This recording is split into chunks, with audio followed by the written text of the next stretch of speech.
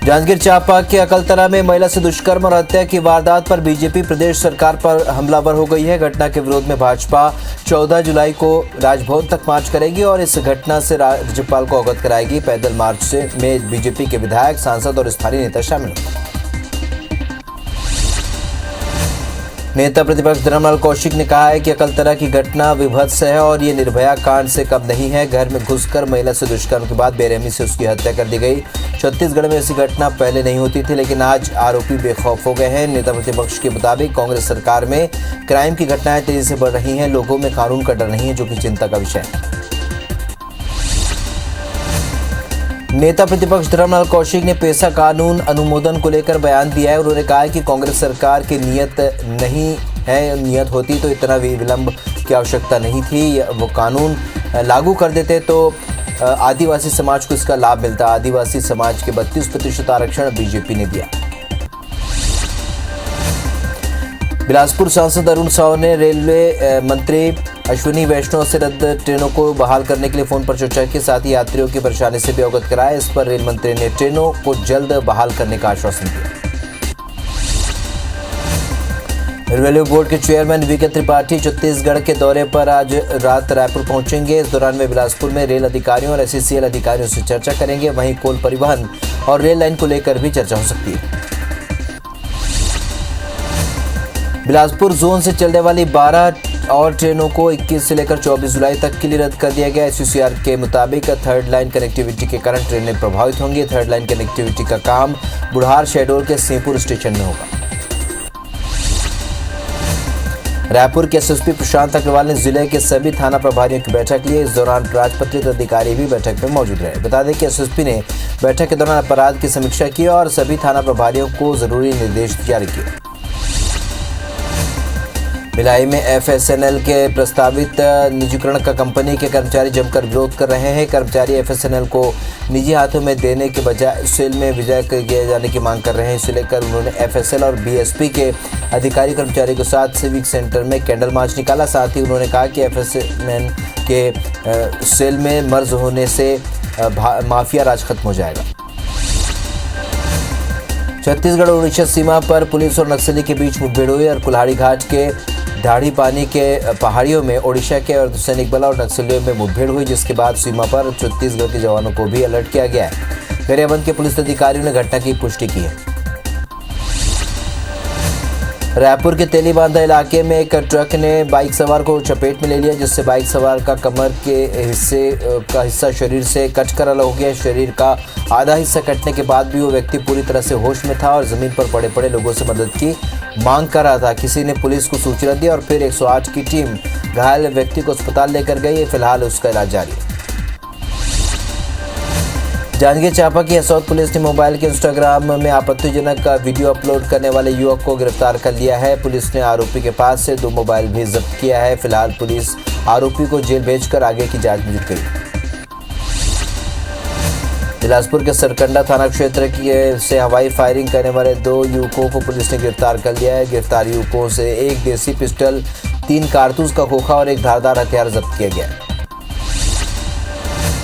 गौरेला पिंडा मारवाही जिले की पुलिस ने हत्या के मामले की गुत्थी सुलझा ली है और पुलिस के मुताबिक लड़ाई झगड़े से परेशान होकर पिता ने ही गला दबाकर बेटे की हत्या की थी। साथ ही बड़े बेटे के साथ मिलकर छत्तीसगढ़ मध्य प्रदेश सीमा में उसके शव को रेत में दबा दिया था। आरोपियों ने 26 जून को वारदात को अंजाम दिया। मामले में पुलिस ने पिता और उसके बड़े बेटे को गिरफ्तार कर लिया है।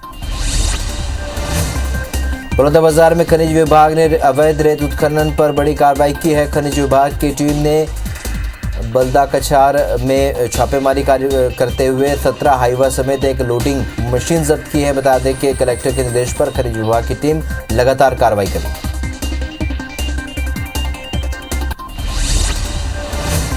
सूरजपुर में इन दिनों अपराधियों के हौसले बुलंद हैं। आरोपियों ने गुरुवार को दिन दहाड़े एक शिक्षक की मोटरसाइकिल की डिक्की से 2 लाख रुपए पार कर दिए।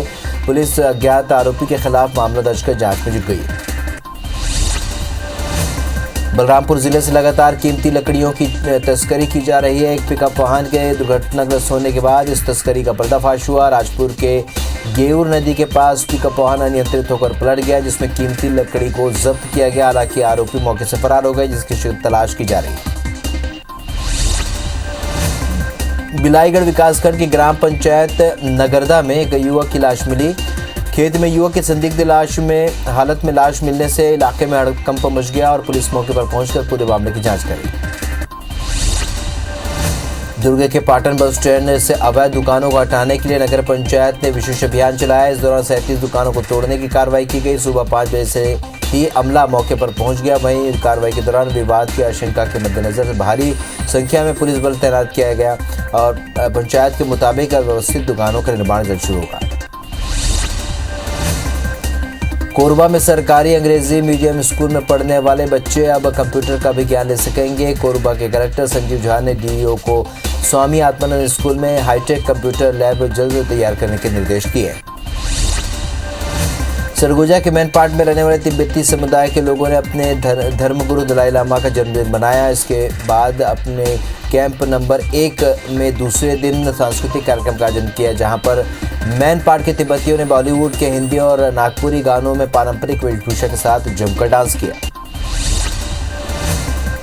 बेमेतरा जिले में चाका पिंडरा से प्रतापपुर मार्ग पर बने मकान की क्षति का मुआवजा की मांग को लेकर किसानों ने की है और मकान तोड़ने के 3 साल बाद भी मुआवजा राशि नहीं मिलने पर करीब 20 किसान कलेक्ट्रेट पहुंचे और कलेक्टर से ज्ञापन सौंपकर मकान की क्षतिपूर्ति की राशि दिलाने की गुहार लगाई। रायपुर में बाइक में घूम कर चेन स्नैचिंग करने वाले आरोपी को पुलिस ने गिरफ्तार कर लिया है। आरोपी अपने साथी के साथ मिलकर मॉर्निंग वॉक करने वालों को निशाना बनाते थे। दोनों ने देवेंद्र नगर और पंडरी इलाके में मिलकर 3 वारदात को अंजाम दिया था और पूछताछ में आरोपी ने बताया कि वो जहां किराए पर रहता था वहीं की गाड़ी वारदात को अंजाम देने में उपयोग करता था। राजिम के कुटनेल गांव के शीतला माता मंदिर में माता पहुंचनी का कार्यक्रम आयोजित किया गया, जिसमें महासमुंद के सांसद चुन्नीलाल साहू, जिला पंचायत सदस्य चंद्रशेखर साहू सहित बीजेपी के कार्यकर्तागण शामिल होकर माता शीतला का आशीर्वाद प्राप्त किया और साथ ही सांसद चुन्नीलाल साहू ने वाद्य यंत्रों के माध्यम से माता सेवा जसगीत की प्रस्तुति दी। गरियाबंद में पंचायत सचिव संघ ने स्थापना दिवस और सम्मान समारोह कार्यक्रम मनाया और कार्यक्रम में विशेष रूप से जिला पंचायत और जनपद पंचायत सचिव उपस्थित रहे, जिनमें अच्छा कार्य करने वाले सभी ब्लॉक के साथ साथ पंचायत सचिवों को सम्मानित किया गया। सरगुजा जिले के मैनपाट वन परिक्षेत्र में हाथियों का उत्पात लगातार जारी है। हाथियों के दल ने कंडा राजा में फिर 2 ग्रामीणों के घर को तोड़ दिया, साथ ही घर में रखे अनाज को चट कर दिया। ग्रामीणों के मुताबिक बारिश के मौसम में हाथियों के उत्पात बढ़ते नहीं जा रहे हैं और रत जगा कर अपने और अपने परिवार की सुरक्षा कर रहे हैं। बता दें कि कलेक्टर ने हाथी प्रभावित क्षेत्रों का दौरा किया था। दुर्ग में बड़े कोरोना मरीजों ने प्रशासन की चिंता बढ़ा दी है। ऐसे में अब प्रशासन कॉन्टैक्ट ट्रेसिंग पर विशेष जोर दे रहा है। वहीं कोरोना से बचाव के लिए वैक्सीनेशन को लेकर विशेष अभियान चलाने की तैयारी है। जिला प्रशासन ने 100% वैक्सीनेशन का लक्ष्य रखा है, जिसके तहत बूस्टर डोज के लिए अवेयरनेस प्रोग्राम चलेगा। वहीं छात्रों को संक्रमण से बचाने हर स्कूल में कैंप लगेगा। छत्तीसगढ़ में कोरोना तेजी से पांव पसार रहा है। रोजाना नए मामलों की संख्या बढ़ते ही जा रही है। 24 घंटे में कोरोना के 251 नए मरीजों की पहचान हुई, जबकि 171 को डिस्चार्ज हो गए हैं। इसके बाद एक्टिव मरीजों की संख्या 1203 हो गई है। प्रदेश की औसत पॉजिटिविटी दर 2.32% है।